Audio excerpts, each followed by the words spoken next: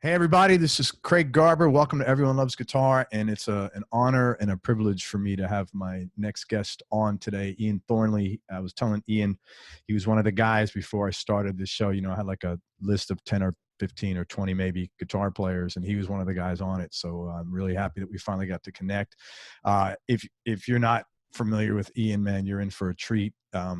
He's just a great spirit, and musically, this guy is, man, one of the most talented people I've ever had the fortune of listening to. A couple of quick announcements. I want to thank Andy Curran for making this happen, and I want to thank Darren Gilmore and Ben Button for putting this together and organizing it. Make sure you go to everyonelovesguitar.com/subscribe to subscribe to the audio, and if you're watching us on YouTube, hit the subscribe button and the bell. All right, a little bit about Ian, and then we'll get into this. Originally from Toronto, Canada, which is where he is now, he's best known for being the lead guitarist, singer, and songwriter of Big Wreck. The band was formed by Ian and some of his friends when they were at Berkeley. And I'm going to spare Ian from having to deal with 3 or 4 questions he's probably been asked a million times. So I'm going to just summarize some of the things that he went through with the band early on. Okay, 1997, the first album comes out. It's called In Loving Memory. If you do nothing else, if you get nothing else out of this interview, go listen to In Loving Memory and then thank me later. Every song on that record it's phenomenal, off the charts, and the album went double platinum. So what happened was Atlantic Records let the band make the record they wanted to make. For the second record, though, which was called The Pleasure and the Greed, and that came out in 2001, as is very common, as we've talked to loads of people who've been on the show, Atlantic had massive expectations. They got way too involved in the productions. They were really preoccupied with making hit singles. And as we've heard time and again, things did not work out, caused stress for everyone, and led to internal conflicts. And all those things combined and caused the band to break up at that time. Ian went out and formed Thornley. He released 2 albums, one in 2004 and one in 2009. In 2010, though, Big Wreck reunited, and since then they've released 4 more records, including last year's But for the Sun, which is fucking great. Of those 4 records, 3 of them charted top 5 in Canada, and 3 of them, not the same 3, charted top 10 here in the States. So he's making music just as good today as he's ever been. And before COVID-19 came, Ian and Big Wreck was actively touring, and they had a nice tour planned for Canada as well this summer that got canceled, but stay tuned. Also, in 2015, Ian released a solo record. I would really encourage you to check this out. It's called Secrets, and he released that under Ian Fletcher Thornley, which I think you played all the instruments on there, didn't you? No. I just did my usual plunking around on guitars and mandolins and ukuleles. Dave McMillan played bass, and Glenn Milcham, actually, the drummer from Blue Rodeo, joined on drums and percussion. And oh, very cool. Because I looked up the credits. He played a fishbowl on that record. That's a great, dude. That's a great record. Filled it with water and sort of hitting it with a mallet until I think we tried to get it to be a C natural, and then whatever you did, it worked. It's a great record, man. Yeah, no, it's just live. We just went up to a cottage, maybe 2 hours north of here, with Mark Howard. And if you're familiar with his work, it's just he's a lot of the Daniel Lanois records are Mark steering the ship, as well as Danny, obviously. But we just went up with Mark, and then I think we spent 2 weeks there and essentially just cut a record. He just sort of made a studio out of this little A-frame cottage, and that was it. Beautiful record, man. Thanks. Amazing record. Man, thank you so much for coming on the show. I really appreciate it. And no, man, it's my pleasure. And thank you before I start, I just want to thank you from the bottom of my heart for everything you've done musically, because I have spent a lot of time listening to you. And man, you have put out so many good vibes for me, and I know for so many others out there. So I really appreciate what you've done. Thanks. All righty. What prompted you to go to Berkeley to study jazz? It gets a bit of a rap, but not really a rap. There's a stigma attached with that, which I don't know. I never really thought of us as a Berkeley band. I never thought of myself as a Berkeley guy, but essentially because I wasn't going to do anything else. I knew I was, by the time it was, time for post-secondary, it was like either, go to college or get a manual labor job. So I barely, I had to sort of charm my way out of high school. Because I was just by the time of the last year of high school, I was just a terrible student. So yeah, I just I wasn't going to do anything else. I was going to do music. And by the time I got to Berkeley, I think I stuck to the curriculum, which is like you said, it's a jazz thing, which isn't my bag. But they use it as a sort of as the tool. That's the language I use to teach the curriculum. By the time I stayed there for 3 years, I did not get a piece of paper. But by the time I hit my last year there, I was just taking courses with teachers that I liked, and just trying to pick their brains about, because I knew when I left, I wasn't gonna do fusion or jazz or straight ahead or anything. I don't had nothing against any of that. It's just it's never really tugged at me the way some other stuff has. And it was a great experience in a lot of ways, but there is a stigma attached, and a lot of people, I was at a dinner with Andy Curran. That's funny. And Big Al was there. Andy Curran, Alex Lifeson, and the guy from Porcupine Tree. Oh, Steven Wilson. Yeah. And I've known Al for a number of years, and he's great, and he's always a great hang, and he's hilarious, and who were we talking about? Somehow, people talk about other bands that are not in the room, kind of thing. And here's why I went to dinner was because I was going to go down and see King's X was opening the show for Porcupine Tree. All right. I met Doug a number of years before that, and I'm a huge King's X freak. I wasn't familiar with. Oh yeah. I just had Ty on here last week. Porcupine Tree. I didn't really know, and he was an interesting guy, and I since have become a fan. But during that dinner, we were just sort of shooting the shit, and they started talking about Dream Theater, because Al was saying, that drummer from Dream Theater was Mike Portnoy. Mike Portnoy, yeah. It's like, man, he does everything just like Neil does. Like he's got his drums just like Neil, and which is great. And then Steven Wilson just started. I can't remember how it came up, and he was talking about Petrucci, and he was like, "Well, what do you want if the guy went to Berkeley?" And I was like, "I went to Berkeley." And that just sort of speaks to what I'm, and if you listen to Steven Wilson's music, it's not, 3 chords and the truth, man. Man. There's a lot of stuff going on. Very much. So we have a penchant for getting a little mathy ourselves, and I love all that. There's room for everybody. Yeah. But I really it resonated with me that it is like, oh yeah, shit. There's a stigma attached to being a Berkeley nerd, and John Mayer went to Berkeley. It's like St. Vincent went to Berkeley. It's not. You don't always have to be Steve Vai or. No, totally. Bruce Coburn went to Berkeley. I talked to him about that. I was never aware of that going up. But I've had a ton of guys on the show like you that went there because it was like, well, I wanted to do music. I didn't know what else to do. And they weren't the same story. They weren't into jazz at all. So it's fine though. I mean, it was the first time in many years when I started like getting really good marks, for. That's good, man. Very cool. When you guys first launched Big Wreck, what were some of the early challenges about getting the thing, getting it momentum to get the airplane off the ground? Getting gigs. Like when I had stayed in Boston after my 3rd year of school, and my student visa was still valid. It was still, so I just stayed down there. And Forrest, the drummer, he left after 1 year. I think it was 1 year or one semester. I think it was a year he left, but he'd gotten a little apartment in Natick. It's about a half an hour west of Boston.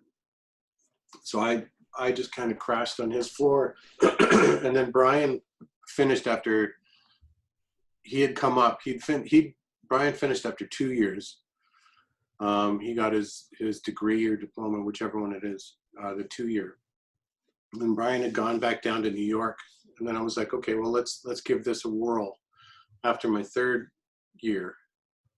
So yeah, and then Brian moved up, and we all just kind of crashed in this place in Natick. It was basically a converted garage.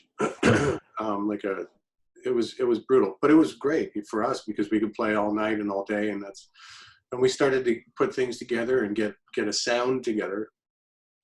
But the hardest thing for us was getting gigs. It was just really, really hard to, it was like TT the Bears in the Middle East and Bills, and there was a few places in Boston where you could play, and it was really hard. We did a few things here and there, but for the most part, it was like, well, if we're not going to get any gigs, we kept trying. Forrest was more that kind of guy. Like he sort of had the gift of gab a little more and would be able to try to line something up. But I mean, if we weren't going to be doing that,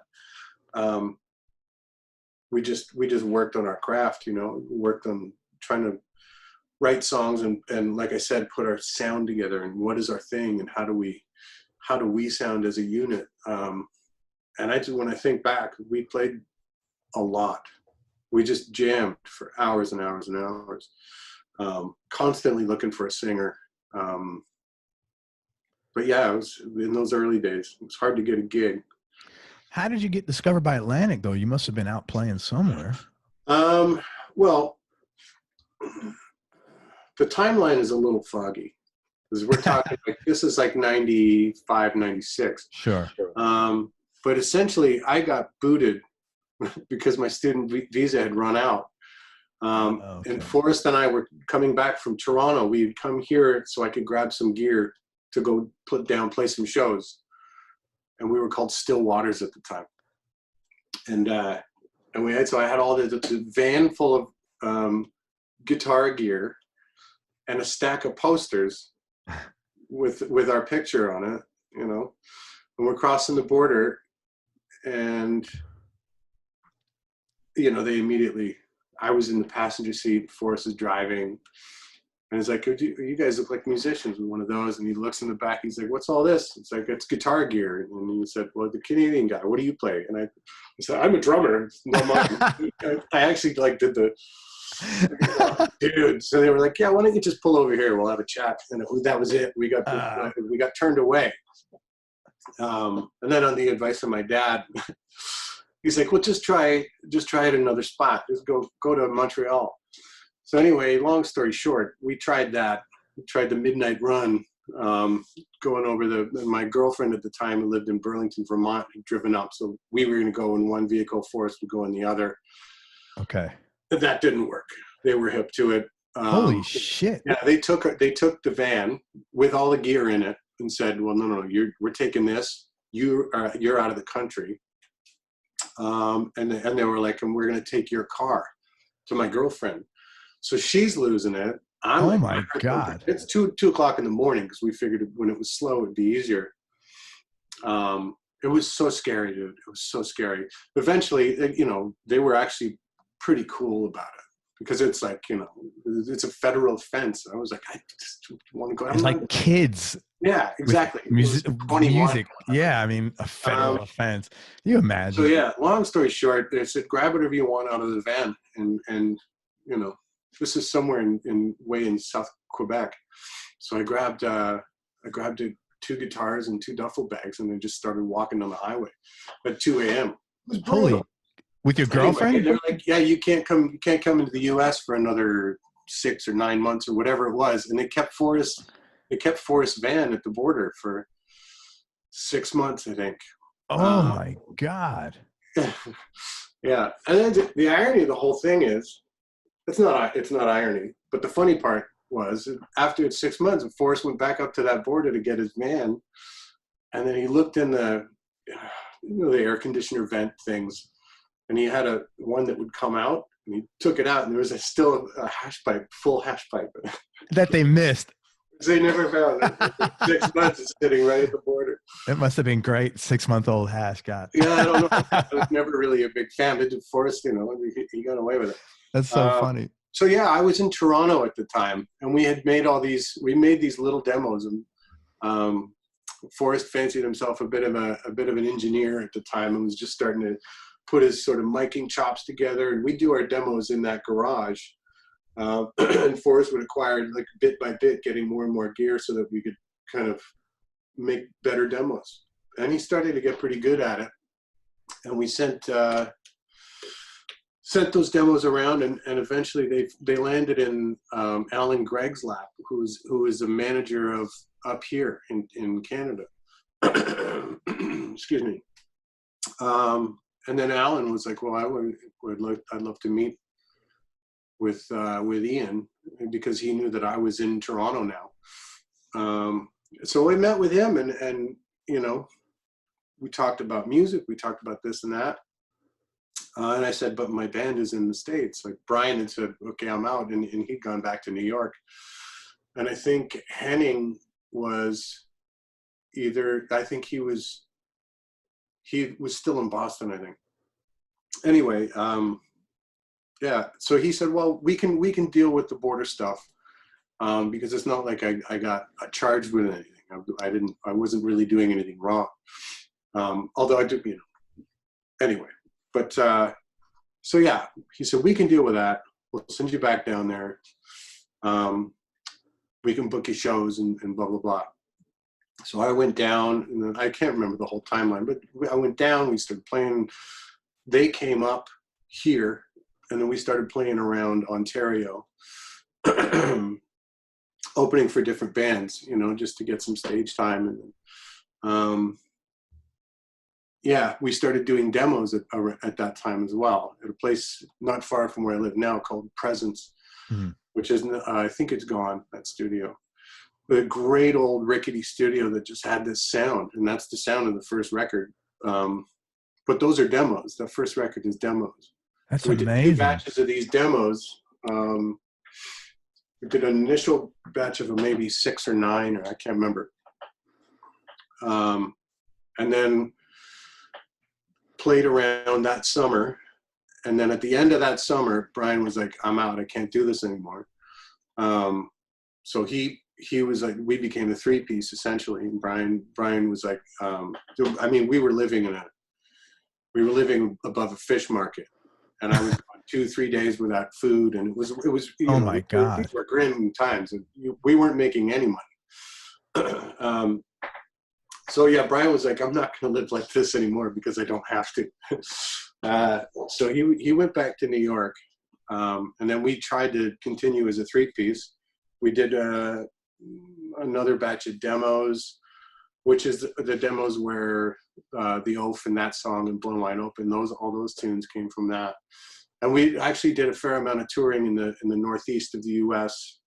As a 3-piece.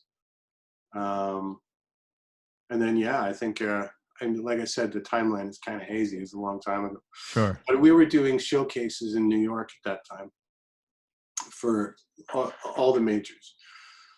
And as a 3-piece. And it was like, I was trying to run all this gear that it was a sort of it was all jimmy rigged together. Like, none of it would work consistently. And I was just trying to get more sound. And it would shit the bed all the time, and sure enough, it shit the bed during one of our big showcases. And Brian would come in when we were playing in New York, and I'd hang with Brian. Like, there was never any animosity there. It was, sure. And then I was just like, dude, you got to come back. You got to fill out the sound and help us out here. And then eventually I was able to talk him into it. And once Atlantic got a hold of those demos, we came down and did a proper showcase.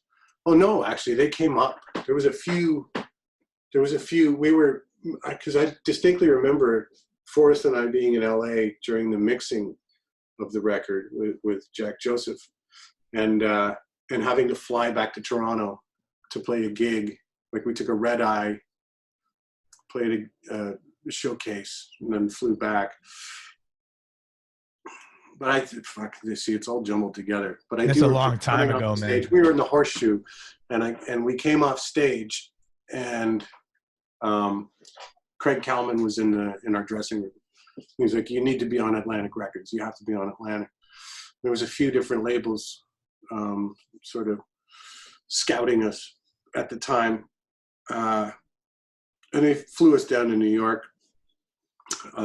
Gave us a tour of their facilities, and I got to meet Ahmet Ertegun, and he told me I was a great guitar player, and I was like, "Where's the dotted line?"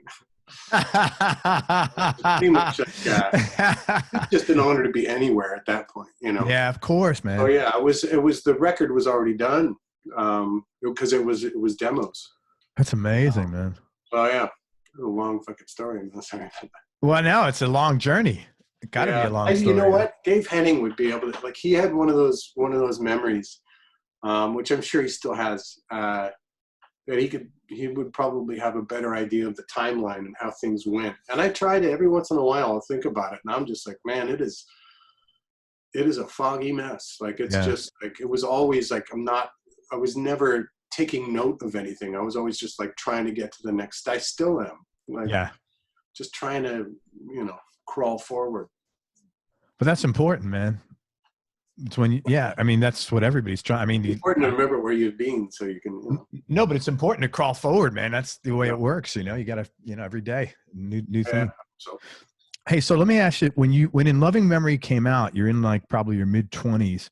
What I was curious about is the songs on there. They're incredibly emotional. I mean, like fucking like powerhouse, man, both lyrically and musically. And it was almost like you're a guy who'd been in prison, like emotional prison. And then all of a sudden, like, I mean, you had a lot to say. I mean, very deep shit on there. And so, what was the lead up? And then now you give me some of the backstory. A lot of them were demos. What was the lead up though to writing those songs, or what was going on in your life at the time? Because you had so much to say, and it was just so well emoted. You know, it's hard to say what affects what. You know, I just know what I like, and you try to write based on that.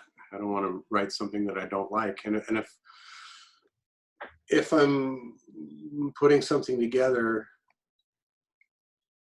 that doesn't feel right, it doesn't feel natural, doesn't feel authentic and true to me or to us, I'll bounce it. I'll say no. And back then there was a lot of trial and error. And we spent a lot of time, we logged a lot of miles before we ever even, you know, got into the studio. Because we were playing anywhere and everywhere that we could. And like I said earlier, I was trying to find a singer. We were trying to find a singer forever. And I don't know, there's like those first demos that, most of which ended up being the first record. That's some of my first times really singing into a proper mic and hearing myself properly and like realizing that I could sort of fuck with it a bit, you know. Yeah. I can go up higher if I want, you know, things like that. That must have been fun. In a way, because I've always had, like, singers have a stigma. And I never wanted to be anywhere near that stigma, you know. I didn't want to be the sort of the David Lee Roth or the Robert Plant or the Mick, you know. I wanted to be Keith and the Jimmy and the right. You know what I'm saying? I and then I was like, well, wait a second, you know. And that's all bullshit anyway. It's just a stigma. None of it's real. But there is some truth to it, you know. The cliches are cliches for a reason.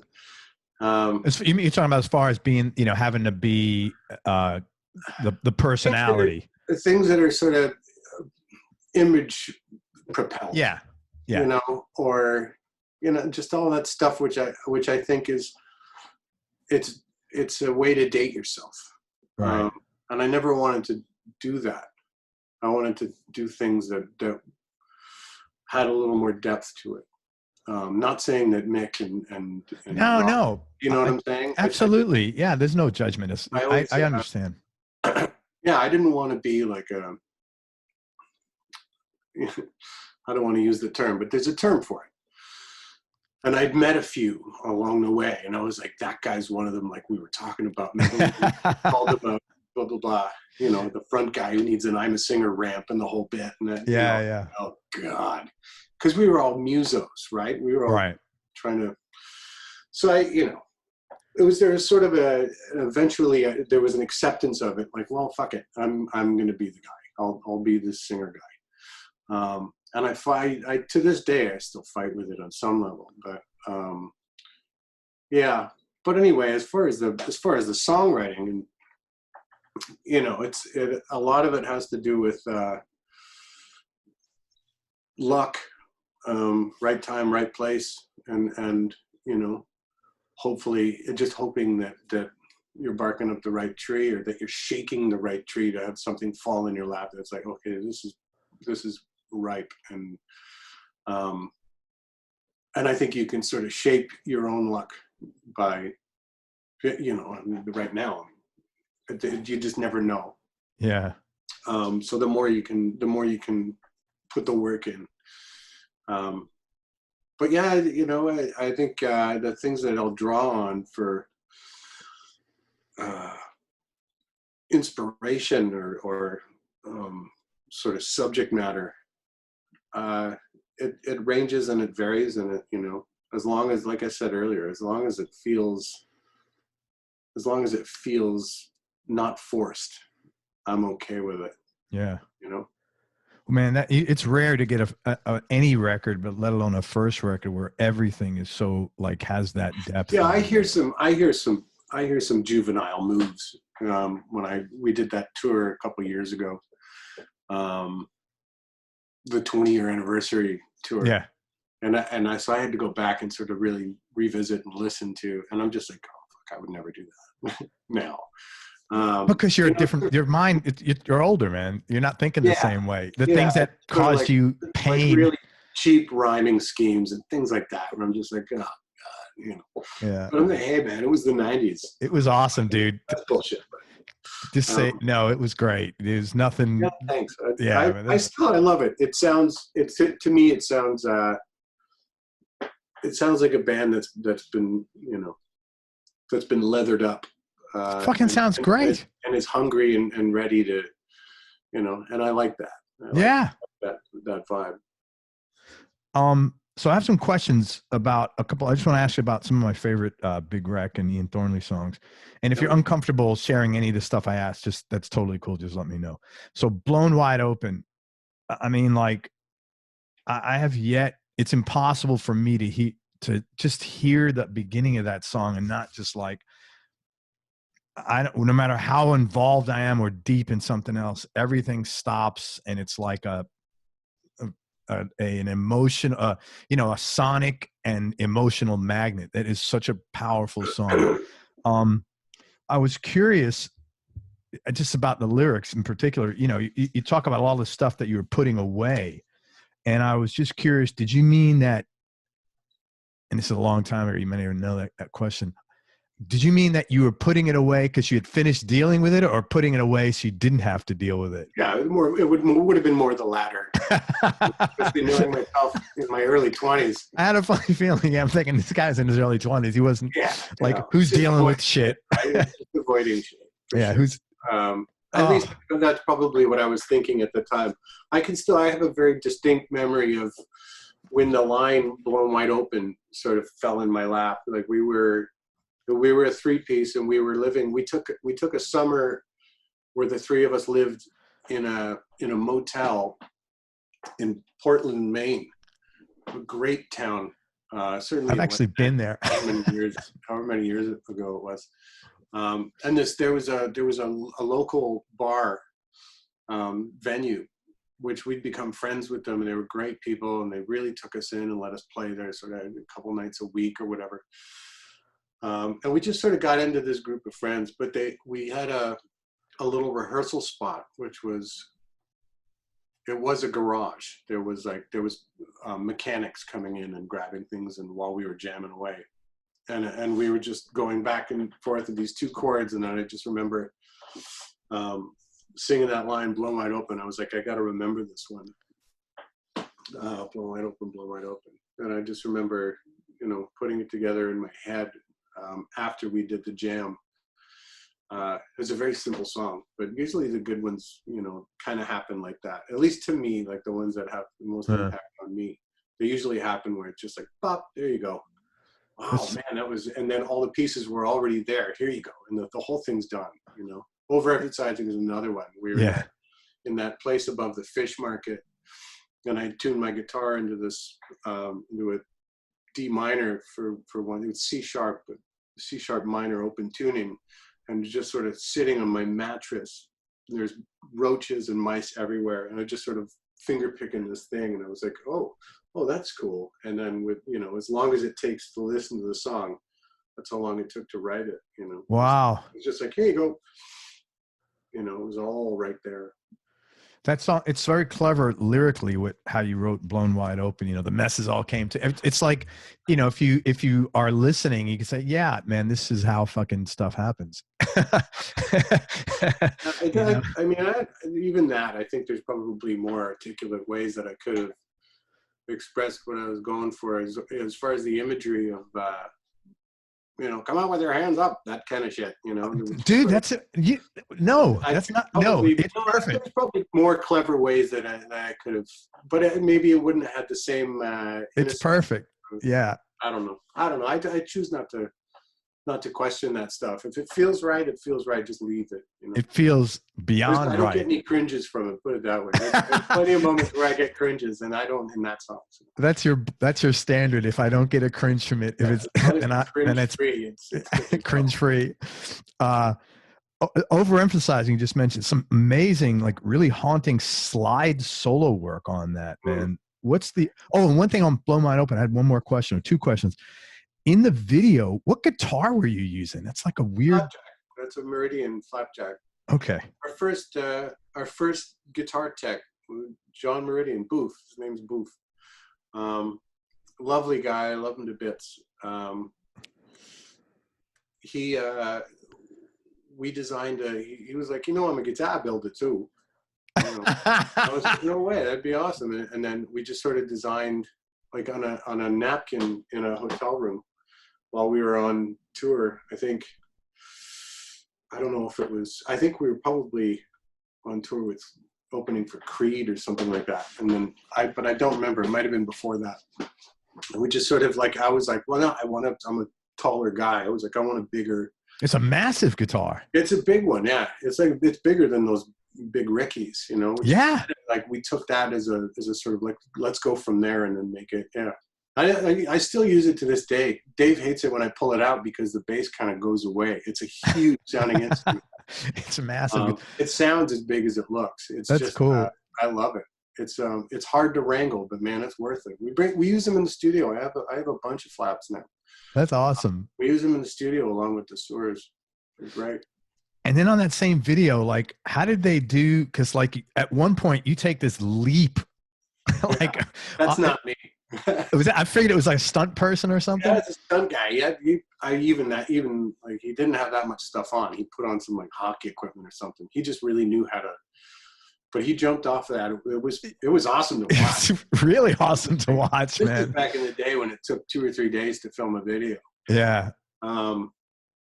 So yeah, I think. I wouldn't have done that. The part where my face bangs off the stair. Like, I remember that pretty vividly because that was me and it fucking hurt. I had a shiner the next day. Oh, wow. I had to do it like 4 times. And I would hit the side of my face off this corner of the stair. Oh. And the director is a big German dude named Ulf. Wonderful guy and a great mind. But he was always like, he kept saying, it doesn't look realistic. Not harder. You have to hit it harder. And I was like, man, it really hurts. Dude, you're great with accents. That's the point where there was somebody, like one of the ADs or whatever, was like, I was laying, the stairs went down like this, and I would lay like this, sort of half of my body going like that, and somebody would sit on my lower half and hold my shoulders up so that they could sort of slingshot me Oh my into God. the stairs. And we did that 2 or 3 times, and then I was like, and I remember after the first one, I was like, it hurts way too much. He's like, it needs to be hotter. And I just remember him saying, someone get him some Jack Daniels. And I go, okay, I'll try one more. Yeah, we did it 2 or 3 times, and the next day I had a shiner. Oh my God. So that was me. But I didn't do the big jump was awesome.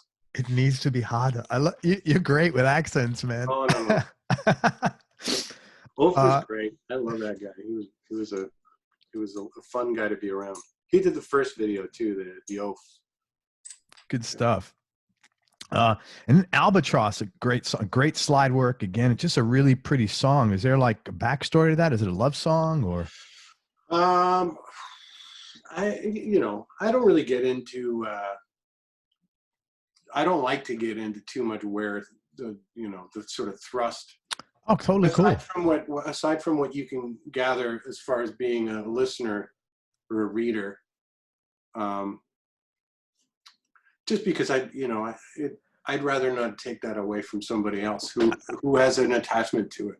Yeah, and they may have a totally different interpretation as I have. Yeah, I totally get it. The words on the written page are going to be the words on the written page. Right. Sometimes the story behind them can add more fuel to that, whatever you're getting from the song. Sometimes it can take away from it, but I'm like, why roll the dice? I totally get it and respect. Yeah, just as far as the song, that thing had been around for a long time. I think I wrote that in Naples, actually. That's how long I had that. Like on a 12-string acoustic, I just sort of like ring, ring, ring, ring,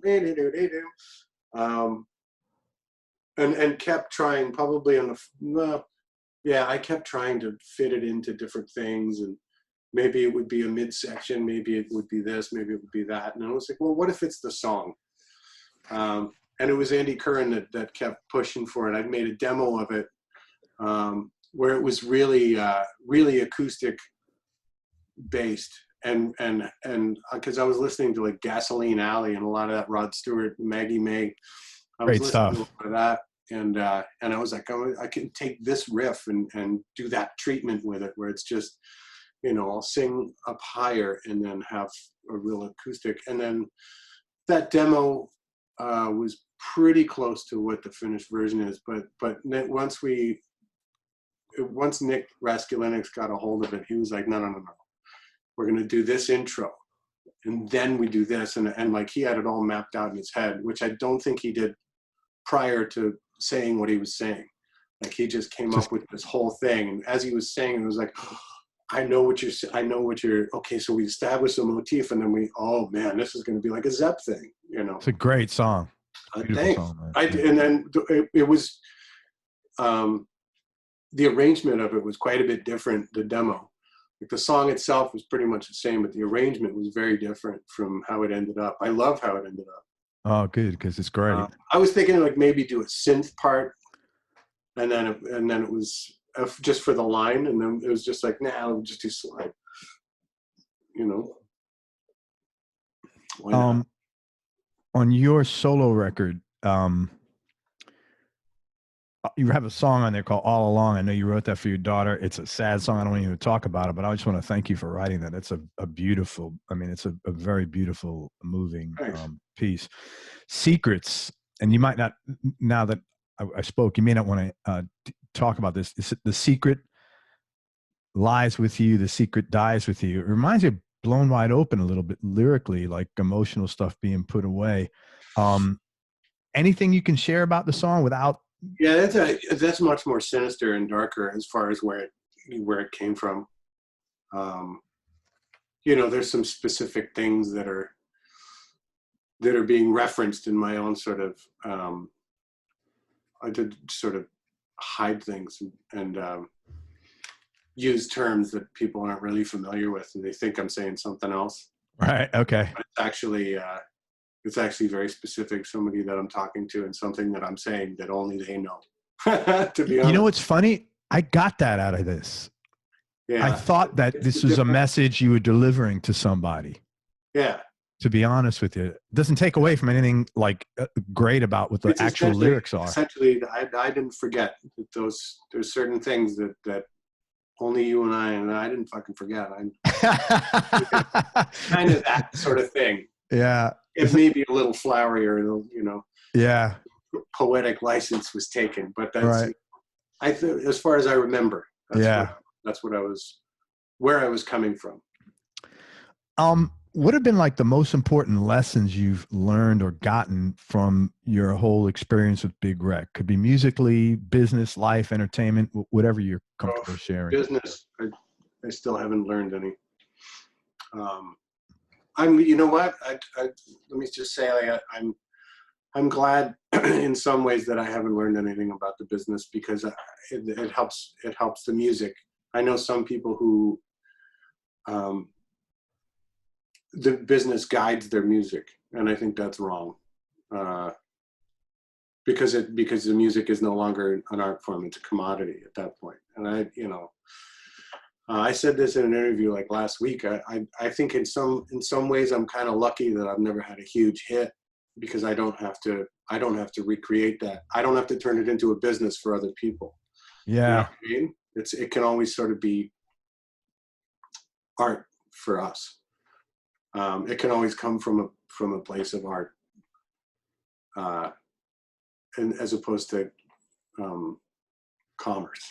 It's just not. But I think it's the most important thing I learned. I think is along those lines. Is just to sort of stick to your guns, and remembering why you love music in the first place, why you love playing music in the first place, and really staying in touch with that.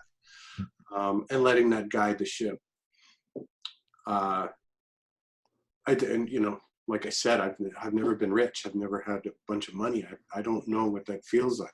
I'm pretty sure I feel fucking great, but at the same time, I don't pray to that God. You know what I mean? I'm still innocent enough when it comes to that. I'm still free to learn and explore every day, to try to get better every day. I don't have to. How do I recreate something? Yeah. How do I make sure? Well, the thing is, praying to that God doesn't guarantee you get the money anyway. Exactly, and that's a big lesson for me.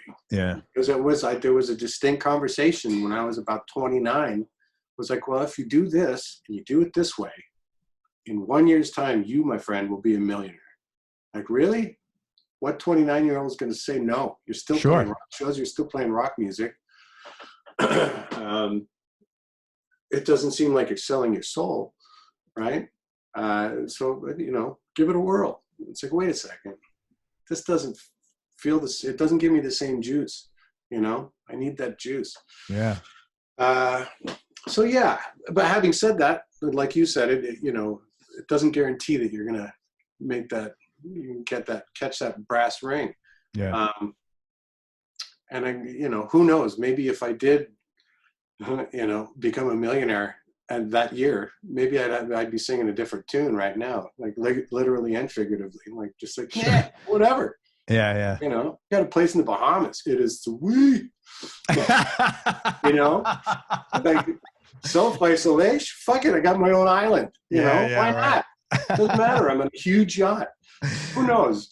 But I have a feeling that that it's the food for my spiritually and emotionally and everything like that.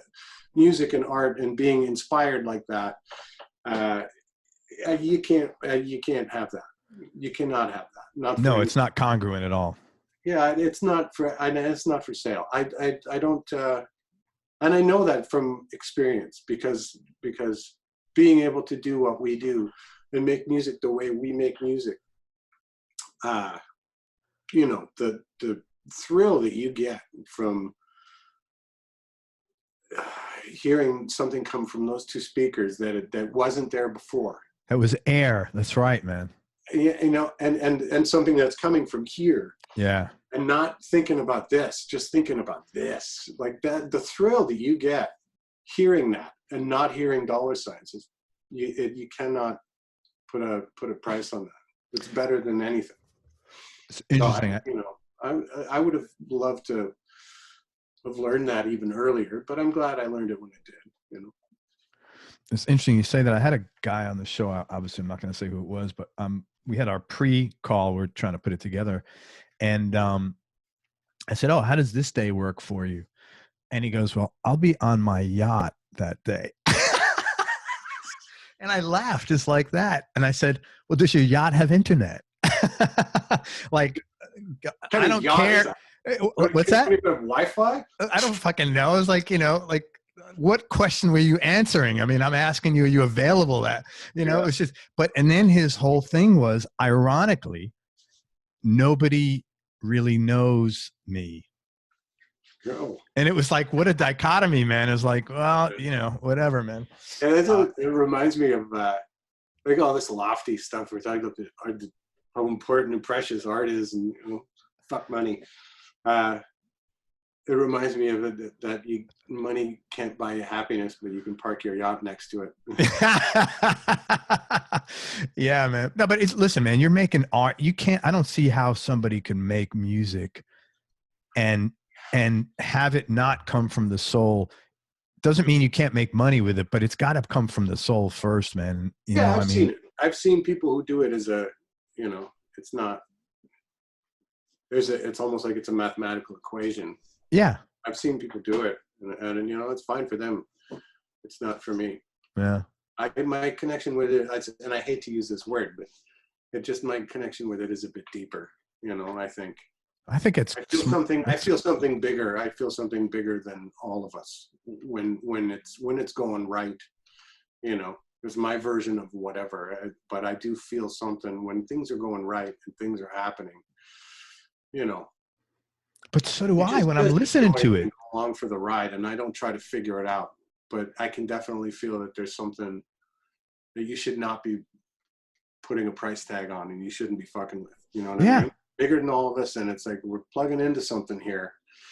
It's like you have to be listening, and not trying to force things into. Well, it's got to be there so that we can make money for these people and us. Right.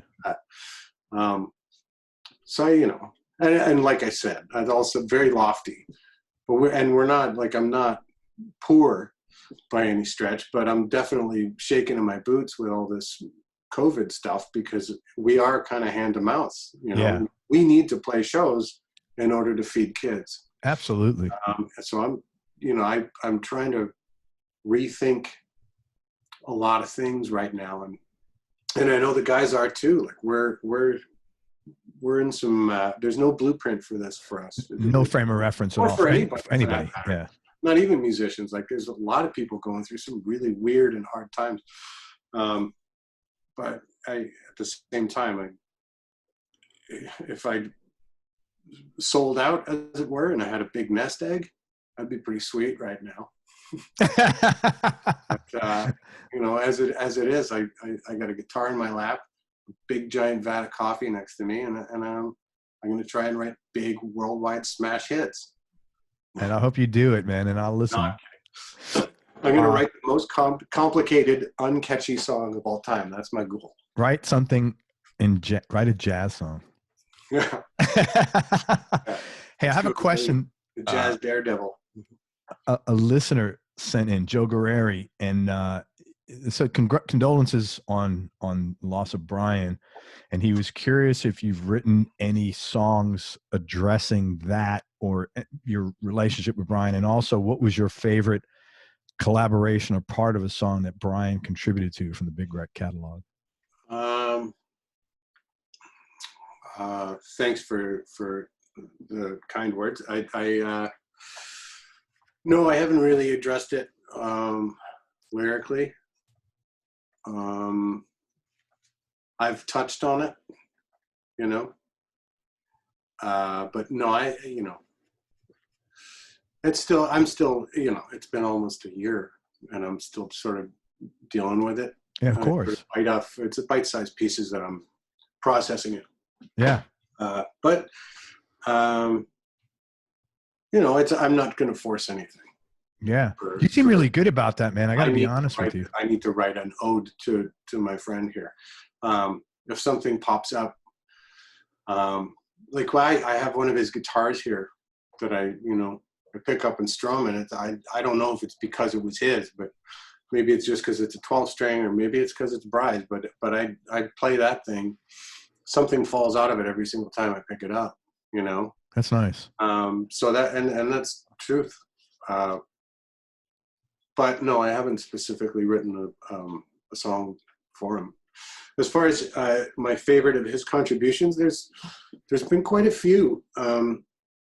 Sometimes he'll take something that I'm working on, or I'll take a piece of music that I have, and I'll just sort of put it on the edge like that. And what if you tried this? And I'm like, oh, you know, and we sort of play that musical tennis, and it'll all happen very quickly. Like, how would you know? That's a Brian riff off the first record that he played me over the phone. This is back when we had phones on the wall, you know. I had a guitar in my lap, and he had a guitar in his lap in New York, and he it was just, I think during summertime, like we were home from, because we were living together in Natick? In Roxbury. Oh, okay. In Boston. And it was either like March break or something like that. And he had a guitar, and I was starting to show him playing with open tunings and stuff. And he was dicking around with open G, and he's like, I got this thing. And he started playing, and I was like, ooh. And then, you know, within an hour, I had taken that riff and turned it into a tune. But that would happen like that all the time. Diamonds off of Ghosts. The main riff in that is one of Bry's. It was in like some weird time signature. I tried to massage that into something that was a little more toe tappy, but retained some of that sort of ethereal quality that it had. But he was a deep well of knowledge and ideas, and you know, just like the rest of us, he's always looking for that little trigger, that little spark of inspiration. You know.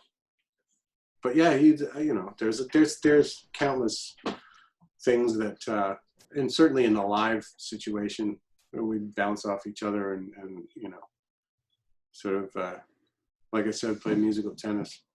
Very cool. Thank you, man. Appreciate you answering that. Hey, let's talk about gear for a few minutes. What is your go-to guitar right now, and has that changed over the years? And what other two guitars would round out your top three? My right now is this guy. This is the latest and greatest Sewer Ian Thornley Sig model.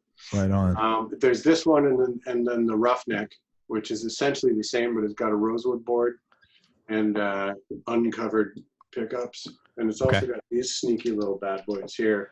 Oh, pots. These guys. Yeah. Yeah, and got my neck carve on it. I adore this. This one and the Roughneck are probably my favorites. I still have one of the Jazzmaster styled ones around, but a lot of my guitars are in storage, and I can't get them. Oh my God, that's right. So what kind of pickups are on there? I got. Are those Sewer pickups? Oh, yeah, they're Sewer pickups. Yeah. What would round out the top three? Probably a flapjack. I have one flap here. Okay. But it would be mostly Sewer stuff and some flapjacks. That's all. Like John has become a dear friend, and I love him to bits. I've never met anybody like him. That's so good. With that kind of brain. And his son is very much the same as him. Their brains are so intimidatingly detailed. It's astounding. The shit that guy knows about guitars and amps, and you ask him one question, make sure you're sitting down, because it's going to be a while. He'll go from just every aspect, every detail of whatever you ask him, and he knows. It's not like he's not riffing. He knows, because he's done it. He's built one, or he's reverse engineered one that didn't work properly from somebody else, and figured out how to do it properly. Right, right. He's got some great quotes, John does. We get to like, I can't remember how he worded it, but it was something about somebody was bitching on one of the forums or something like that about not fucking sounding like this or sounding like that, using this sort of thing. And he's like, well, there's no trick for, practice is the best thing for your tone. Yeah. Hell yeah. You can't just buy a great tone. You gotta work at it. And he had another one about vintage guitars and, are they repeatable? And he's like, of course they are. It's not like there were magic trees back then. That's good. They were magic. He's great. He's great. And you know what? He does make a superior instrument. So, and so does Booth, if you can get your hands on a flapjack. On a flapjack. You got to be a massive man to get a flapjack. I'm 5'9". I couldn't even play a flapjack. He builds the short stack. The short stack. They're like 10 or 15% smaller, for the average size man. But then, like, it's like demasculate. It's demasculating asking for I need the short stack. I'm not big enough to play the. It looks goofy on me, and I'm 6'4". It's massive, dude. Like shorter, normal size. It's massive. It's too much. But there's not a guitar that sounds like it. That's cool. If you need a lot of low end and low mids and something, you flapjack. grab one of those flapjacks. Hey, do you have a favorite song that you wrote and a favorite song you like to play? Not really. I don't. Like if they made it that far that they got recorded and put on an album, chances are I like them. Right. Because there's a lot of them that are, laying on the side of the road along the way to make a record, right? Oh yeah, especially you have a pretty good sized catalog at this point between everything you've done. Yeah, I haven't really thought about that until recently. I was like, holy shit, that's a lot of music. Fuck ton of music. There's still, and I've said this in interviews before too. Like I don't put a timeline on musical ideas because the good ones don't ever sound dated to me. Mm-hmm. You know what I mean? Great stuff from the 100%. 80s, even though it has an 80s, like that really gated snare sound or whatever the synth sound is or whatever, the music itself doesn't sound dated. Do you know what I mean? It just sounds like great music. So I when I'm putting a song together, putting a record together, there can be an idea that's however many years since I first started playing guitar that I've been trying to find a home for. It doesn't matter. If it hasn't become a song yet, then it's available. Yeah, hell yeah. And I have a stockpile of them, and there's more every day. Some of them suck, some of them are cool. Well, you're really disciplined. I mean, before we started recording, you were telling me like your routine. You're very disciplined about getting shit done. I find that helps, especially with all this shit going on. I find that it helps. And within that, of course, there's a lot of wiggle room, like if things just aren't happening and I cannot trick myself into being inspired, there's always more that I can do. Right. And I can practice. I can put a metronome on and just start working on stuff, just doing the spring cleaning of technique and all that shit. So, there's always work to be done. And oftentimes when I'm doing that, what we call quote unquote practicing, ideas will fall in your lap all the time. If they'll never really happen if you go looking for them. Yeah. But you have to be, in the same. You have to have your antennas on, man. You have to be in the same. You have to have your antennas on. It's rare that I'll be in the middle of something else and have an idea. It has happened. There's music in my head right now. Is it new music? Not necessarily. It's just, there's always melodies. There's always, and sometimes it's not even a musical thing. It'll be, I don't know what's the word. It's sort of a technical thing. Like, what if I went from that chord to that chord without using, this as a turnaround and things like that. Or what if I sang this note over that chord, and then over this one, which would be weird, and then landed on that one, but kept the same note. I'll have those kind of ideas. That's so cool, try man. them and be like, okay, there's something there. Now, what do I have that has that movement? And there'll be a stockpile of, let's try that. Does that work? And then, nah, it's not, but look at this. And then all of a sudden you're off on this, and every once in a while, you just, if you don't come at it with that perspective, which I rarely do, every once in a while, something will just fall in your lap. I never say, that's not true. Sometimes I do say, I'm going to write something fucking heavy today. And I'll just grab, and then it's just the sound that I'm working with is what triggers the idea. Okay, that's cool. Let's speed it up 10 BPM. How fast until it's going to break? Okay, let's back it off one. But how inspiring is that as a song? Meh. It's cool. It's fast. It's heavy. Is it Big Wreck? I have a few things that are just outside Big Wreck that are not going to be Big Wreck, and I'm like, I think we can do it, man. I think we can muscle it into a Big Wreck thing. And then Tyler, my partner Tyler, was playing her some of the stuff was just like, she's like, yeah, that's not Big Wreck. Just like it was too far out. It was too, it was too Little Feet. Like I was on a big Little Feet kick a few weeks back, and everything started coming out with this weird swung Cajun beat. That's funny, man. It's awesome. I love it, but it's not Big Wreck. It's not Big Wreck. It's so cool, man, to see your 30 years into this thing, your enthusiasm and excitement is like childlike almost. I don't mean you have to maintain that. But it's not, but no, I don't think you have to maintain it. I think that has to come naturally. And if it doesn't, and you try to maintain it, that's where it's tough. But yours is very, very, when I say childlike, very genuine, it's so nice to see that. And like, yeah, I still believe. Yeah, it's fucking great, man. And then you're like, well, the difference is 30 years into this, you have all these arrows in your quiver, like, oh, let me put up the beat 10 beats per minute. Let me make something heavy today. Oh, let me do this. You have all these like opportunities that you've created for yourself over the years. But at the end of the day, if it doesn't move you, it doesn't mean anything. Right. A cool riff is great.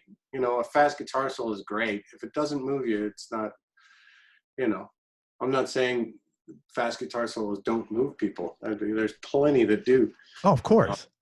But fast for the sake of being fast. I mean, the amount of time I spend working on technique and speed versus the amount of time I actually get to use it in a song is what a waste of fucking time. It really is. It's not like I'm going to stop either, because it's like I'm always on Instagram like, I got to fucking get there.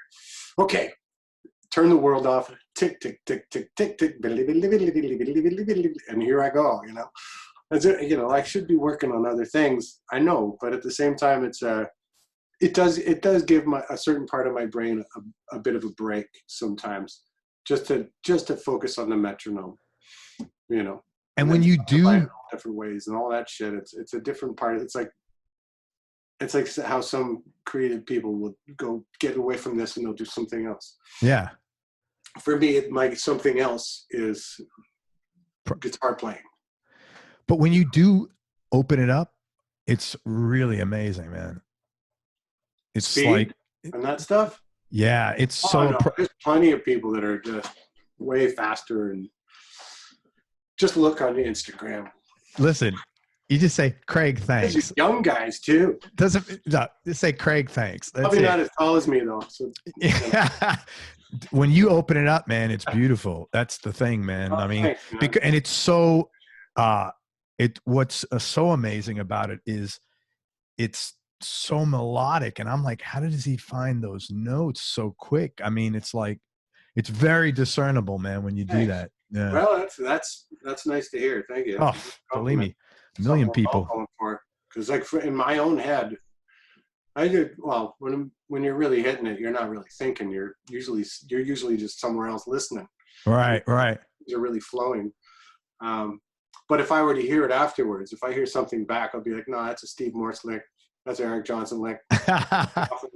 Well, that's a Jimmy Page. I'll just start, there's very, like, some of the connective tissue to all of my influences. Like, if I had anything that sounded like me, it would probably be that, I guess. I think probably most guitarists are like that. Most musicians are, you are what you eat. Yeah, 100%. If something sounds like me, I guess it's the bits in between. Yeah, everybody's like that. The bits somewhere in between all of those, all of those influences. Hey, give me your top 3 just for this minute Desert Island discs. Desert Island Records? Yeah. And by the way, are those Roughnecks in the back right behind you to your left? Right behind you on your left. This way? Yeah, is that your left? I think it's your left, right? No, those are just parts casters. They're just beaters. Oh, okay. Things that I put pickups in and out of, and I'm constantly dicking around with the soldering iron. They're really nice looking. I love the very yellow. Well, I like colors, Yeah. I'm constantly looking for sounds that have already been created. That's great. Guys of like, well, nobody's ever done this. I'm pretty sure John did that when he was 9. There are many people that are far better at that than me, and way more clever. I still burn myself all the time and burn everything around me with hot solder. Oh yeah, it's. But yeah, no, I'll get a cheap guitar and start fucking with it. That's good. Yeah, it's fun. It's fun, but it's once you pick up something like this, it's like, oh, that's why. Oh, yeah, got it. Yeah. Now you've got me very motivated to go play one of those, man. Yeah, man. Do it. Fucking sewer. John is a genius. 3 Desert Island Records. I don't know, man. What have we been listening to a lot of? I've been listening to a lot of Little Feat. A lot of Doobie Brothers. Christopher Cross. Come on, Sailing. It reminds me that the song that he did for the Arthur movie. Oh yeah. In New York City. Yeah. When I was a kid, probably like 6, 7, we used to down at the end of our street where I grew up, there was a hockey rink, an outdoor. In Canada? Shocked. Yeah, in Toronto. I'm shocked. No. And the thing is, I never played hockey, but as a kid, I skated in the winter. Okay. Because it was so close to our house. All right. But I could only ever turn in one direction because they'd let you go in one direction and go around the circle. So you never I never really learned how to turn to my right. But I could rip to my left. But anyway, they had those, those horrible old speakers that were like that. There's usually 2 of them. Speakers, and they would play that, and my brother and I just ripping around in a circle. and I that song popped into my head, and I had that memory, and then I just started doing some digging on Christopher Cross, and I was like, man, this guy's great. He's great songwriter. Crosby, Stills, and Nash. I went on a big kick. Just some of it I have a hard time with, the whole Marrakesh Express thing. I'm like, stop it. But there's some beautiful Sweet Judy Blue Eyes. You're not going to get better than that. If you ever listen to Stephen Stills' Manassas record? I'm sure I have. Yeah, that's pretty great stuff on there. I went through a big kick of that, like right before I went to college. What else? All the usual suspects are going to be there. You're going to get the Floyd, Genesis. I went on a big Yes kick last week, where I basically listened to the entire catalog from the 70s. Yeah. And then capped it off with 90215 or whatever that one is. Yeah, 90215. Well, you know the one I'm talking about? Yeah. You know what I was thinking of? 90210. That was a TV show, but yeah, I know the one you're talking about. Yeah, I can remember what the number is, something like that. Yeah. That's the one, the owner of A Lonely Heart. Right. I always kind of skip over that tune, though. There's a couple of great ones on there. It Can Happen. That tune. It's a really good tune. Big Generator is another record, like the Trevor Rabin era. love some of that. You've mentioned Morse. Huge. I watched a bunch of interviews prepping for this, and you've mentioned Steve a bunch of times. I actually had him on here. I'm sure you've met him. He's such a lovely. I've never really met him. I think I shook his hand once when I was in school. He was doing a clinic, and I shook his hand. And later that night, he was doing a show at the Paradise in Boston, and I was front row, like right in front of him. He was probably like, this fucking guy. So at the end of the show, he's not. He's his pick at the end of the show. He's like, here you go. Fucking leave. No, he's not that. He's literally watching every movie made. Yeah. And man, he's grimacing and just the way he played. I tried for a long time to get that sound. It's not just about speed. There's something that he's doing that. Yeah, and I know he's a chronic practicer, like, worse than me. I'll send you his interview. I had him on. He's such a lovely guy. Oh my God. I've heard good things. I've heard that he's a nice guy. He's not a fucking. Oh my God. He's so nice. He's so mellow. He's such a hardworking. It's great to hear when your heroes turn out to be nice guys. Great work ethic. I mean, he lives here in Florida, like in the very rural part. Very not. I mean, I'll send you his interview after. Nice. Very lovely guy, man. Yeah. All right, tough questions here now, man. This is going to be very tough. What do you like most about yourself?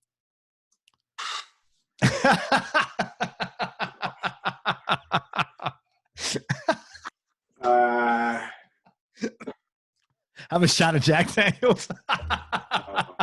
Yeah, no. He needs more Jack Daniels. You know what? What I like most about myself right now, is that what you're saying in general? Like right now? The fact that I'm confident enough with myself to wear Crocs outside the house. Right on, man. Right on. Are you? I have a pair of tie-dye Crocs. I shit you not. There you go. Yeah. Ian Thornley, the simple Not things. Too far from the house, mind you. Our street. The simple things in life make him happy. I still haven't gone to the store in Crocs, but I will leave the house. Baby steps, man. Just on the sidewalk. They're like my next door neighbor yesterday was like, "What's up with the Crocs?" I got some for T, and I got some for my daughter. My son has little teeny Crocs. We all got Crocs. Right. Yeah, that's what I like about myself right now. No, man, you gotta answer that question. I don't care. You want me to go deep? Do a deep dive? Yeah, man. Oh, all this now he's looking at his watch that doesn't exist. Well, Craig, I've got 3 minutes left. What can I get into? I don't know. That's a tough one. It is a tough one. I don't know. How about tell me this? What makes you happy, man? What makes me happy? Yeah. Plenty. There's plenty that makes me happy. The sun makes me happy. Like I love a nice sunny day. It can make or break me. That sucks sometimes. I can't remember the term, but I do get affected by if it's gloomy. I'd spent a lot of time in Vancouver a few years back. I'm talking weeks on end. We were just in the studio, and then every day we'd come out and it would be gray and dreary, and I was depressed. About 2 or 3 weeks, it was the first time I'd experienced that, and everyone's like, "What's wrong, man?" And I was like, "I'm down." And then it was like, "Oh, I haven't seen." And then all of a sudden, it was sunny one day, and I was in and I was like, "There it is." Yeah. I need that. But yeah, music makes me happy. People make me happy. I like, I like everyone in this house. I love everyone in this house. Well, that's good. No, hey, not everybody could say that. Certainly nowadays, like everything that's going on now, T and I have gotten into a kind of a rhythm of, being quick with a laugh and really enjoying the little things, like a sunny day. Yeah. Bo took his first steps last week, and that was huge. Oh, congratulations, man! Right on. So and that's not a little thing, but like that made me that carried me for I'm still on that high. Yeah. And I'm sure he is too. Like he's pretty proud of himself, and it's an an awesome thing. But well, enjoy it. You got like 12 years till it falls apart, man. yeah, believe me. Yeah, I don't know. I'm a lucky guy. I really am a very lucky guy. I get to do what I love for a living, and and have lovely people around me. Yeah. So, who's had the biggest influence on you musically and then personally? I couldn't really count one. I have a lot. I mean, like I said earlier, I got a lot of influences. A lot of heroes. And they're all of equal importance to me. I couldn't pick one. And sometimes I write with that in mind as almost a sort of homage or a tip of the hat. I'll be like, this is going to be the most Mark Knopfler sounding thing. Like, it's going to sound more Knopfler than Knopfler. Right. Watch this. And I'm not talking about the writing of the song. I'm talking about the treatment of it, how it sounds, or Jimmy Page or Hendrix or whoever it is that you're trying to.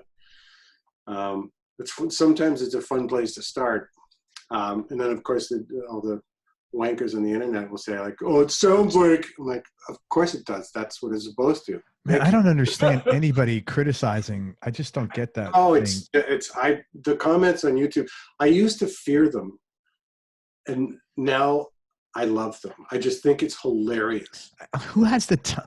Exactly. Who has the time? I don't know anyone who actually comments on YouTube.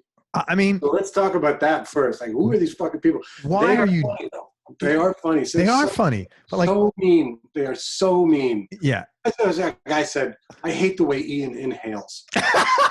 Oh, you just can't. Like, you just can't find that anywhere. No, man, that's priceless. Oh my God. I fucking breathe now. Yeah, right. I had one, and the guy said, "This interviewer is a dope. He knows nothing about country music. I can't believe he didn't ask." I don't remember who the guest was. This important thing in his career, and I never did this before. I've never responded to anything negative, but I said, my wife is a very is an angel, man, and she's always like, "Craig, you want to kill people with kindness," and I'm from the Bronx. I just want to kill people. So I said, right, kindness, yeah. right. So I said, okay, let me just. I'm older. I'm more mature. Let me do this. So I waited a couple of days, and I responded to the guy's message and said, "Hey, man, you are 100% right. I know nothing about country music, and I have my guests. I have a lot of guests on the show, and they're from so many different genres. It's just not possible for me to keep up. I appreciate you listening anyway, and thanks." Do you know? I was amazed. A day later, he said, "I am so sorry." Yeah. I was fucking shocked because I didn't write it with that in mind. I just it was like an experiment to respond because I'd never. If you would have came back like teeth out, then you're the dick. I would never waste energy on that. Respond to the guy and you're super nice, then it's just like, yeah, I guess I'm kind of a dick. If it's just hanging out there, then it's just hanging out there. That's fine too. But if you respond with something that's really nice and just sort of thoughtful, and it's just like, oh, I'm such an asshole. But that's what he did. He was like, "I'm so sorry. You're right. Blah blah blah." And I didn't do it for that reason. I just was an experiment. I would never waste energy fighting with somebody. Yeah. Even in person, I don't waste energy. So I'm certainly not going to fucking do it on the internet. Yeah. Sometimes it'll get my blood up. Sometimes, like some of the things that I'll read that are just wildly inappropriate and wrong. I hate the way Ian inhales. I can't stand them. I can't stand the know-it-alls. And it's like, that's it. Well, Ian was obviously, and it's just like, don't talk about us like you know something when you really don't. And it's like, sometimes I'll read things that I can tell, like, I'm like, that guy just made that up. Because there's nowhere on the internet or elsewhere where that exists other than him saying it. Well, I know sometimes you feel bad for these people because they're in dire need. Bad for the people that are reading it. They need attention. They need attention. And here's the other part is like, I have a 16-year-old daughter. If she wants, I'm sure the last thing she'd want to do is read anything about Big Wreck. Yeah. Or me. But, what if it, she could stumble on some of this stuff. Like, they're not horrible things being said about, us and me. Yeah. Yeah, it concerns me a little bit, but she's got a great head on her shoulders, and she knows better. She knows that there's a lot of weirdos out there. And it is kind of enraging when you see people just making shit up, making up numbers, making up facts, just make it up, send it out there. Nobody will check it. Doesn't matter. It's like, wait a second, that's me you're talking about, and that's not true. Even though I won't say anything, I'll never comment. Tyler would kill me if I ever commented. That's what they want, Ian. Yeah, that's what they want. That's what they want. I've never responded. I've responded once to that guy. I've never responded. That's it. Ever. So like Dave McMillan has great rules about all that stuff, and I should start following that. He never reads the comments. Just stay away. If you do a post, you just fucking post it and forget about it. Just turn the other way. Like, as soon as you put something out there, you put it out, bounce. That's like, it's healthier. You're like, what are what people are saying? You go back and, I think that's the best quote I've heard in 700 shows. I hate the way Ian inhales. Isn't it awesome? That is fucking amazing. I can't get pissed off at that. No, that's fun. I mean, like, that's awesome. I've never actually thought about how someone's inhaling actually. What's wrong with how I inhale? There's a part of me that's going to go like,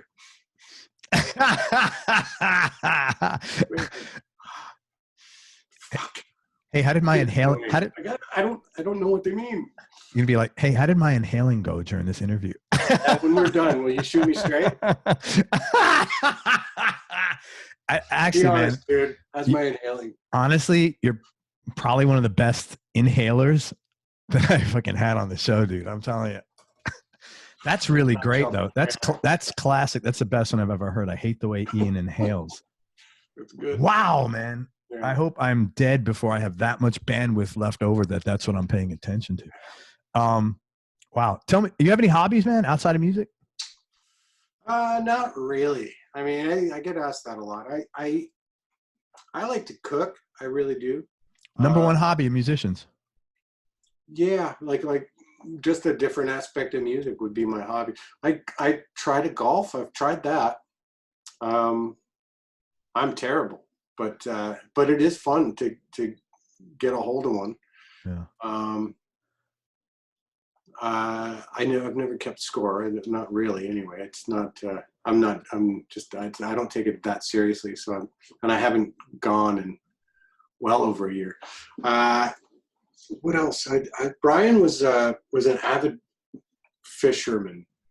Oh yeah. Okay. That's something something about that appeals to me. Just the image in my head of just quiet time alone, being focused on.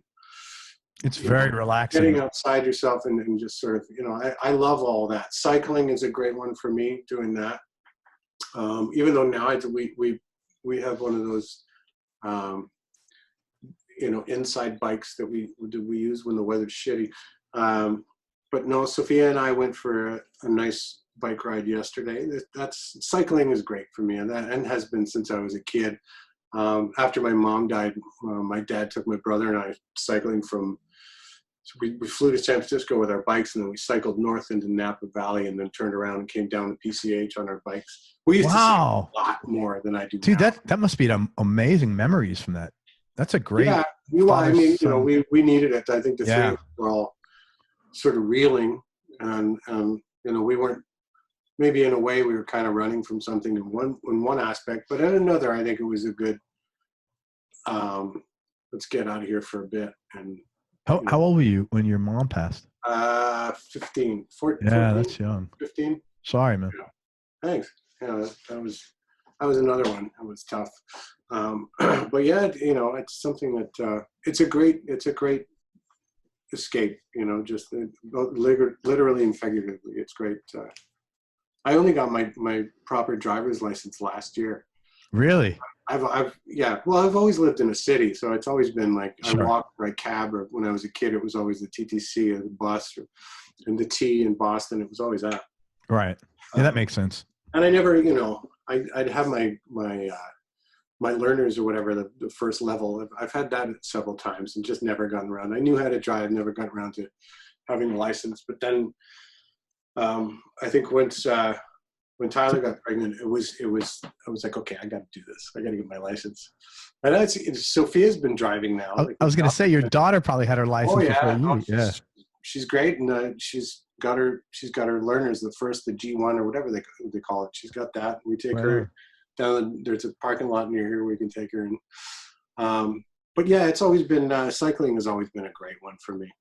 That's cool. Hey, 2 more questions, and I can't thank you enough, man. You're a very sincere person, man. So thank you. I really appreciate that. That's lockdown. I'm happy to talk to anyone about anything. What does that mean? Is it like a backhand, Craig? Even you?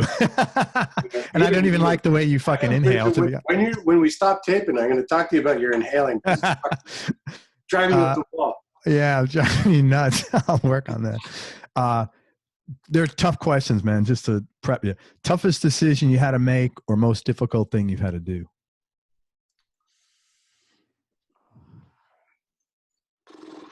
I don't know, man. That one would take a while. Decision? I don't know. Toughest decision you had to make or most difficult thing you had to do? Well, how personal do you want to get? Like, there's been some doozies that I probably wouldn't. Totally up to you, man. Let out there into the people who want to comment about it. I don't want to. Not only does he inhale badly, but listen to this. No, share something, whatever you're comfortable sharing.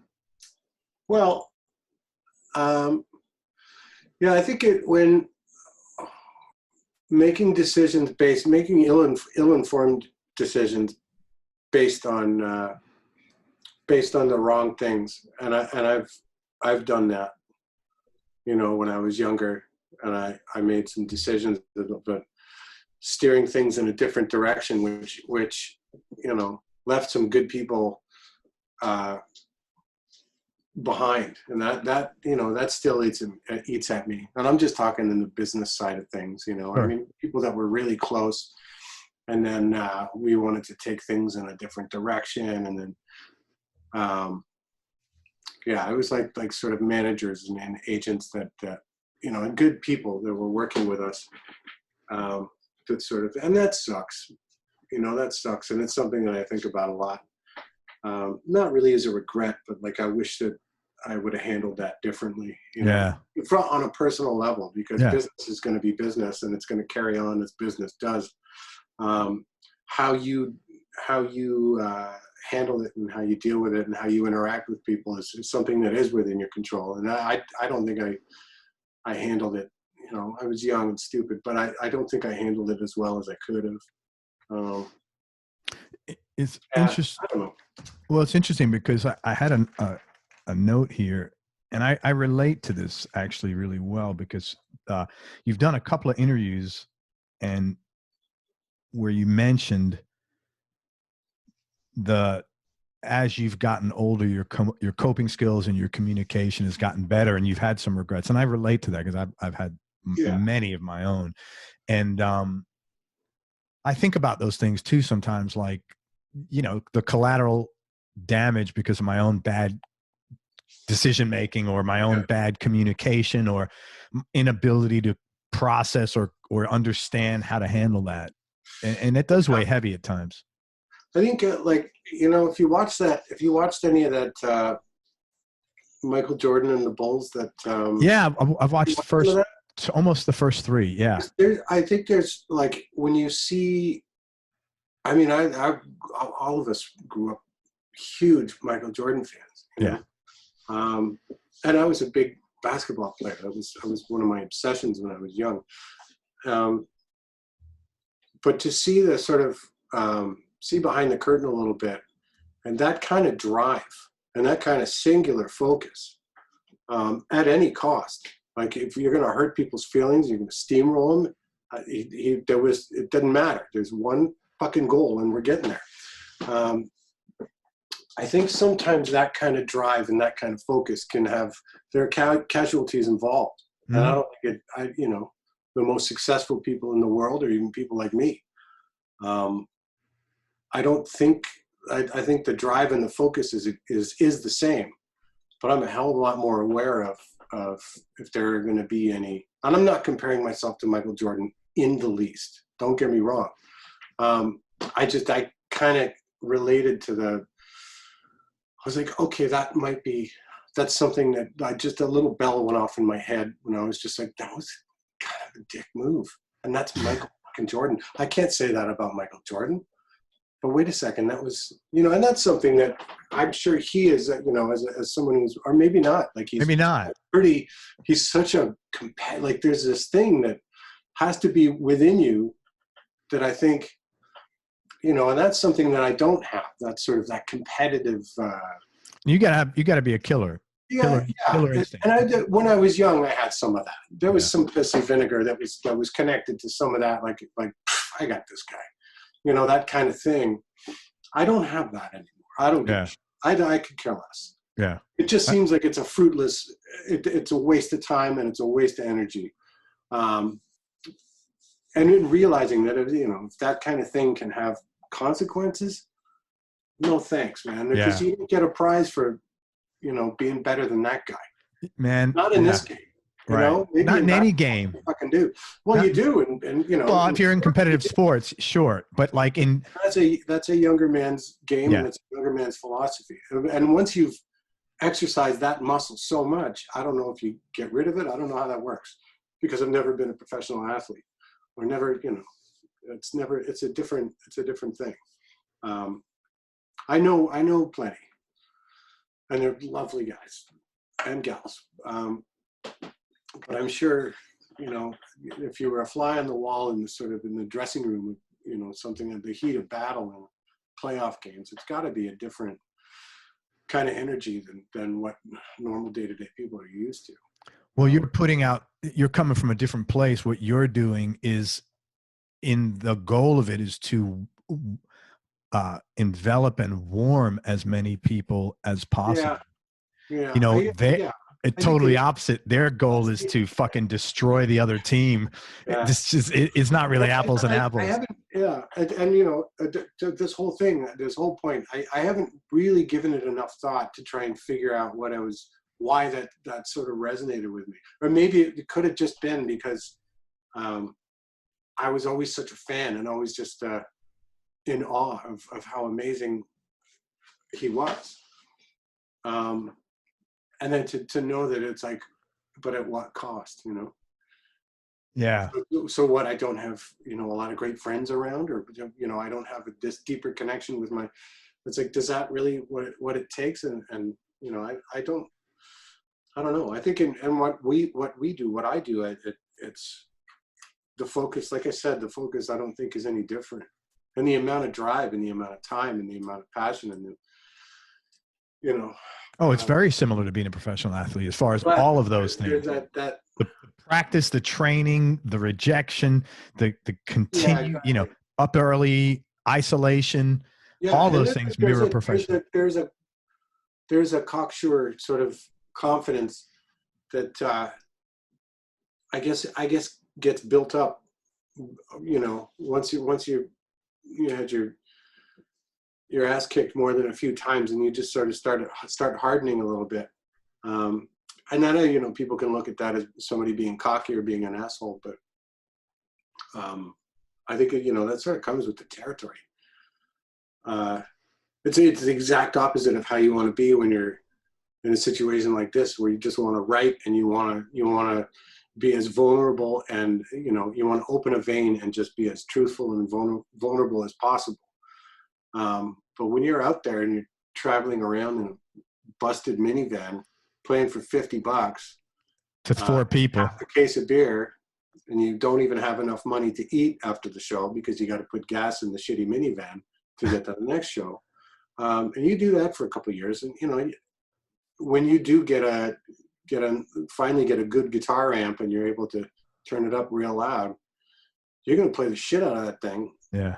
No matter who's there, especially if there's other guitar players there. It's I'm here to do this. Absolutely. You should. And I don't think that's competition. I think it's just, and I don't think it's particularly cocky either. No, it's like, this is what I do, man. I've honed my skills and I've beaten myself up and I've gotten beaten up, and here's the finished product. And I survived. Yeah. And I survived. And you can't even inhale properly. Yeah. I mean, I don't have a choice. That's my problem. I never had a fucking plan B. Hey, one more question, man. Biggest change in your personality over the last 10 years? Probably just what we were talking about. I'm a lot more easygoing. A lot more easygoing. A lot less guarded. And, I'm not as pissed off. I was pissed off a lot, I was pissed off for a lot of different reasons. And reasons that just don't get under my skin anymore. Did you make a conscious effort to, like, I was the same way. I made a conscious effort to fix that though, because I had to go to therapy and everything. There was a lot of shit.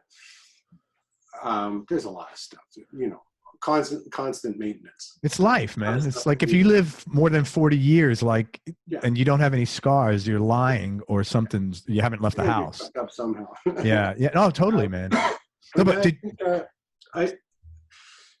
yes and no. There's sort of a self-awareness maybe that it's sort of something putting a mirror in front of your face and like, oh my God, I actually said that, Once you let this shit go, didn't you feel like a 1 million pound weight lifted off your shoulders though? Because I fucking yeah, I think so. But it was a gradual process, I think. I've never been one to, it always takes me, with most things in life, aside from sort of athletic-based things or music-based things or art-based things, those always came really quick. Right. I could figure them out, and I could sort of see how it feels to make that motion, and okay, I got it. And with music, with the ears, I could always just figure something out, and okay, I got it. With a lot of other things in life, like, how to be, it takes a fucking while for me to really, to make the change, to turn that corner. Yeah. It doesn't happen overnight for me. And, but there's not every day I wake up and I'm going to do this, I'm going to fix this. It's a gradual thing for me. Always takes some time. And eventually you just sort of, oh yeah, that was, I was really angry. I was a pissed off kid, pissed off for a number of reasons. Yeah. And then I was a pissed off adult. That's what happens.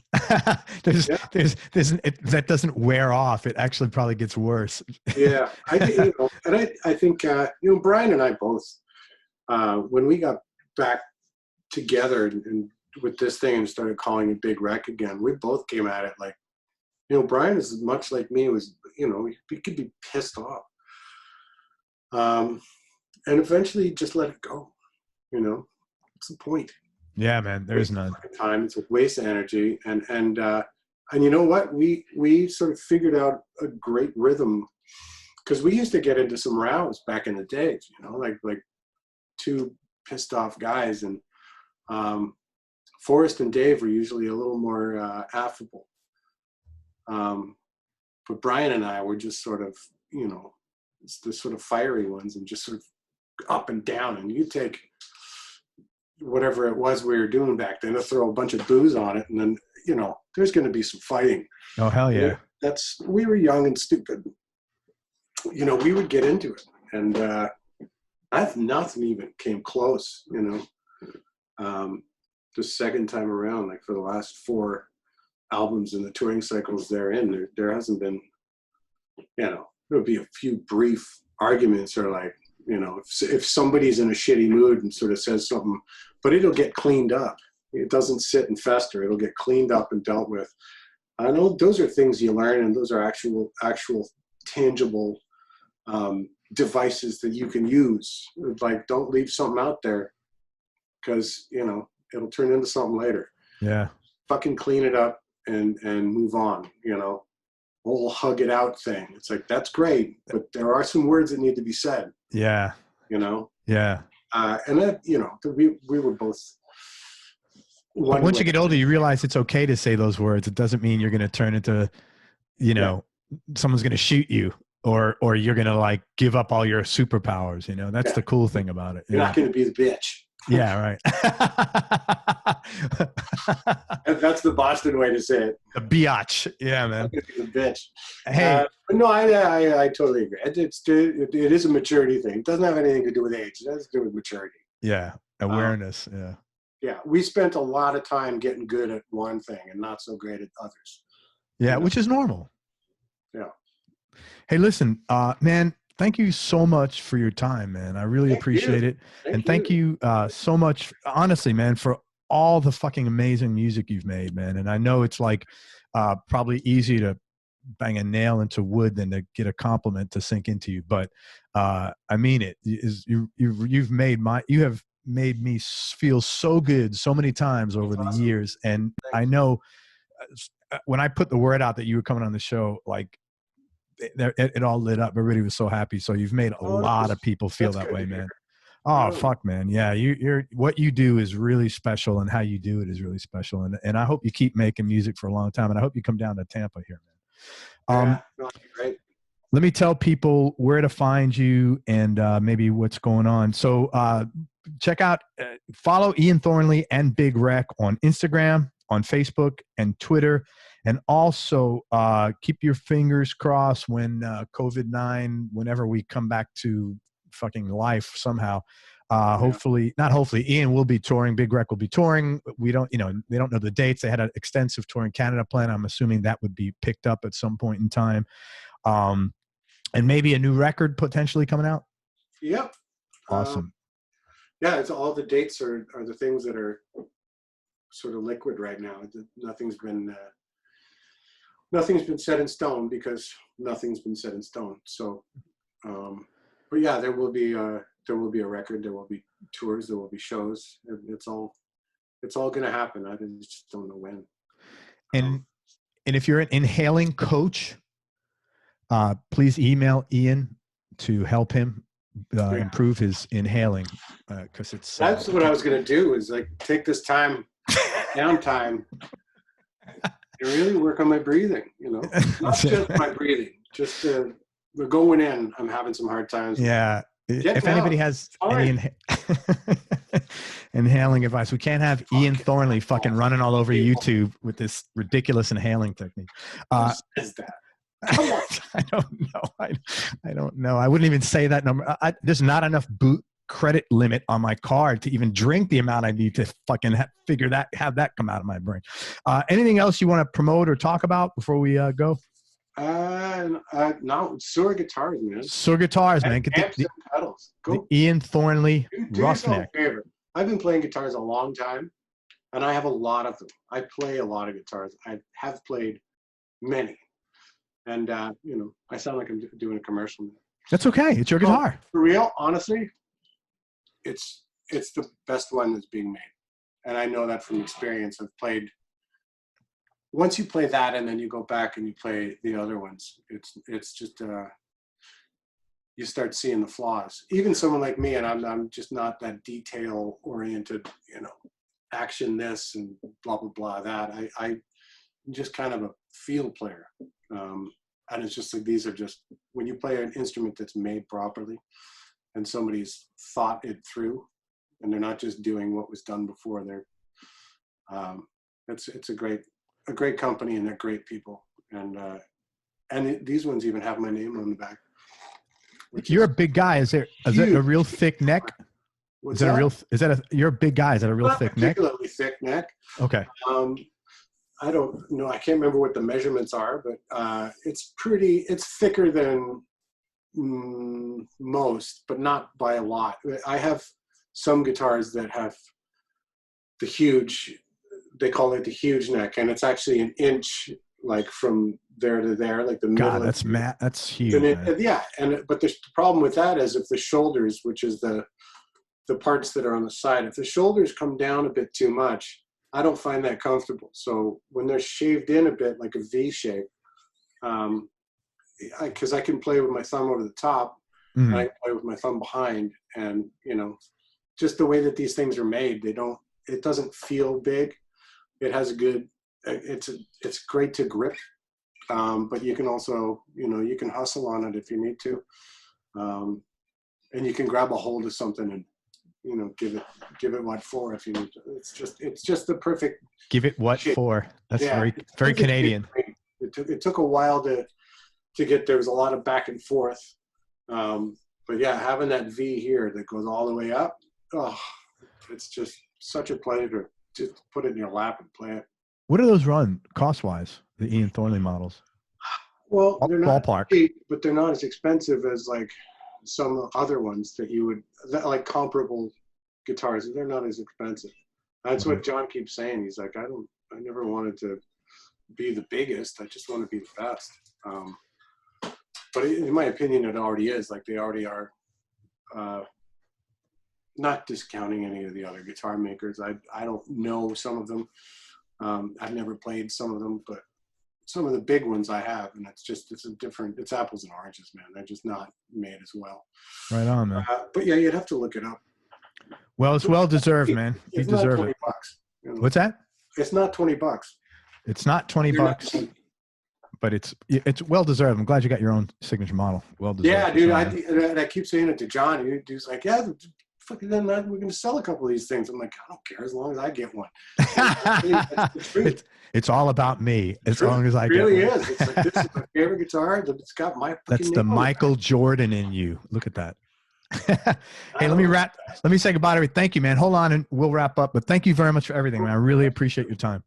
Everybody, thank you so much for listening. If you enjoyed this, please share it on your social media channels. We appreciate your support. Thanks very much to Ian Thornley. If you are not familiar with Ian's music, I implore you, I urge you to go listen right now while this is fresh in your mind and before anything else comes up. Go put on In Loving Memory, put on his solo record, Ian Fletcher Thornley. Just listen to anything. He's amazing. And most important, especially nowadays, man, remember that happiness is a choice. So choose why, as is inhaling. So choose wisely. Be nice, go play your guitar, and have fun. Till next time, peace and love, everybody. I'm out. Ian, thank you so much, brother. Cheers.